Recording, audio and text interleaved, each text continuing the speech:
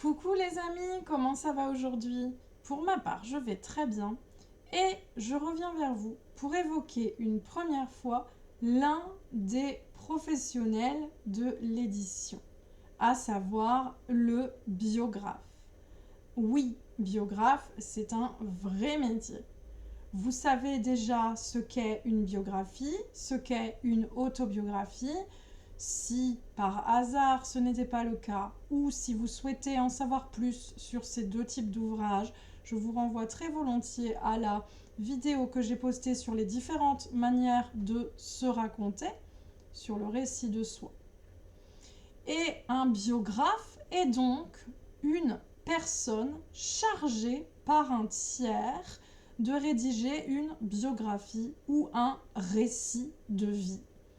Alors, il peut s'agir de la vie d'une célébrité, d'une personne relativement connue, ou il peut s'agir de la vie d'un particulier qui souhaite laisser une trace de son passage, qui souhaite communiquer avec ses proches par le biais de l'écrit, par le biais du récit, mais qui pour diverses raisons n'a pas les moyens d'écrire lui-même, n'est peut-être pas en capacité de le faire. D'accord? Alors, dans le cas d'une biographie d'une personne célèbre, il conviendra bien entendu de très bien se documenter et de varier les sources pour varier les points de vue. C'est vraiment très, très, très important. Vous passerez énormément de temps en bibliothèque, en ludothèque, vous lirez encore et encore et encore et encore, et vous veillerez bien sûr à trier vos informations et à ne pas forcément vous fier aux apparences. D'accord? Si on vous demande de rédiger votre version de la biographie d'une personne connue, veillez à éviter l'effet de déjà vu. Veillez à apporter votre touche personnelle qui fera que votre biographie sera plus facilement lue et, je l'espère, vendue. Alors, je voudrais m'attarder un peu davantage sur l'élaboration d'un récit de vie à la demande d'un particulier. Le particulier vous fait bien entendu confiance. Le particulier a un projet.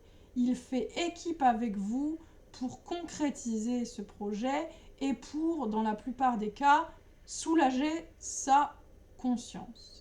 Il soulage sa conscience, il veut se délester d'un poids en rédigeant cet ouvrage-là.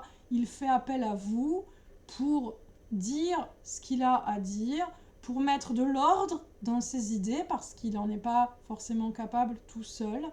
Et vous, vous avez une triple mission, j'ai envie de vous dire. La première mission, c'est d'aider votre client à prendre une décision. Si le client fait appel à vous, c'est parce qu'il ne maîtrise pas vraiment le milieu littéraire, il ne sait pas vraiment ce qu'il fait. C'est donc à vous de déterminer le mode de rédaction de ce récit de vie. Est-ce qu'il va être thématique? Est-ce qu'il va être chronologique? Est-ce qu'il va s'agir de raconter les choses telles qu'elles sont? Est-ce qu'il va s'agir de se cacher derrière des personnages, de glisser des confidences, de glisser des anecdotes? Voilà, posez-lui la question, posez-lui la question du titre, posez-lui la question de la dédicace éventuelle. Voilà, ce sont des choix à faire, des choix pleinement assumés de la part du client et respectés comme une charte par le biographe. D'accord? Première mission. Vous avez la deuxième mission d'écouter votre client, d'être à son écoute pour raconter ce qu'il vous demande de raconter sans jamais déformer ses propos. Vous reprenez ses mots, vous reformulez éventuellement ses propos si c'est pas très clair, et vous lui demandez, dans le cas où il emploie certaines expressions ou certaines tournures de phrases, s'il souhaite traduire l'idée ou insérer l'expression telle qu'elle dans son récit. Je pense tout particulièrement à des expressions familières ou argotiques. Ça peut être important, le client peut tenir à le dire de cette manière-là. Ça peut être très très important pour lui. Donc vous écoutez votre client, vous restituez ses propos et vous enclenchez une démarche de questionnement pour l'aider à étoffer son récit. Vous lui demandez des détails lorsque vous sentez dans son attitude, dans sa manière de parler, qu'il a besoin d'étoffer, qu'il a besoin, excusez-moi l'expression, mais de vider son sac, de dire les choses, de pousser un coup de gueule ou de faire passer un message fort, mais qu'il n'y arrive pas tout seul. Vous l'aidez à faire tomber les verrous. Mais bien entendu, vous tâchez de ne jamais le brusquer, de ne jamais le forcer à parler, et surtout, vous tâchez de ne pas trop entrer dans son intimité. Voilà, vous relatez ni plus ni moins que ce qui doit être relaté.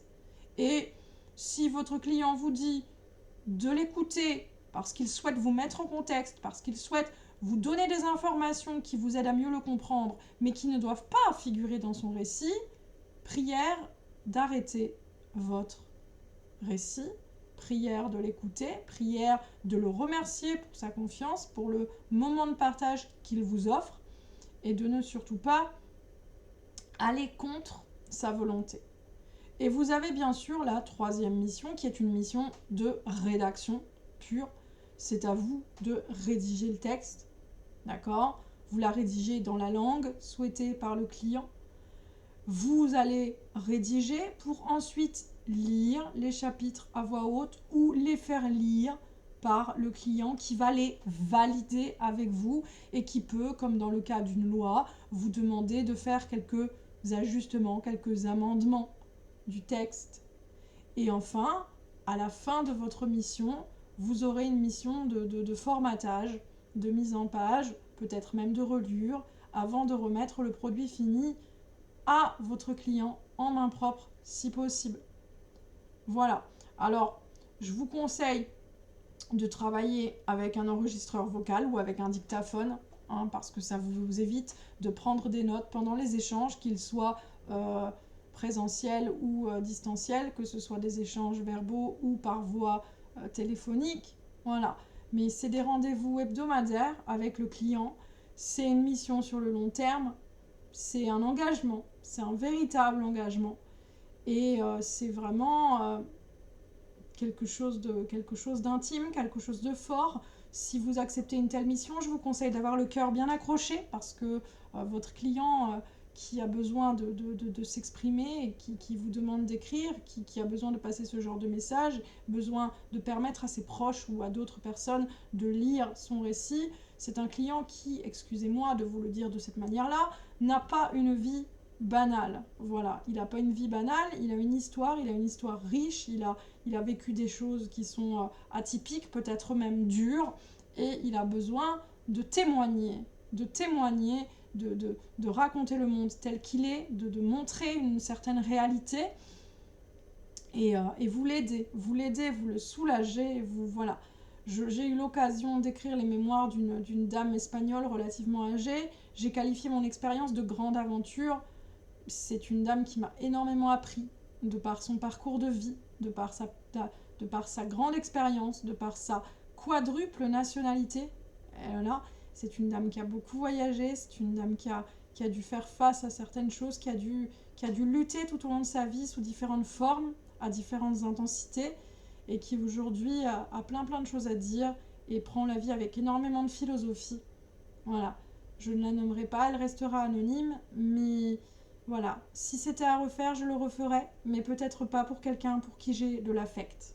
Voilà, tâchez de rester détaché, tâchez de trouver la bonne distance avec votre client et sans pour autant vous refuser de développer une relation avec lui. Voilà, le métier de biographe, c'est un métier social, c'est un métier de l'humain, pas juste de la langue française, pas juste un métier rédactionnel. C'est des aventures, c'est des missions qu'il vous faut remplir en étant investi, mais pas trop.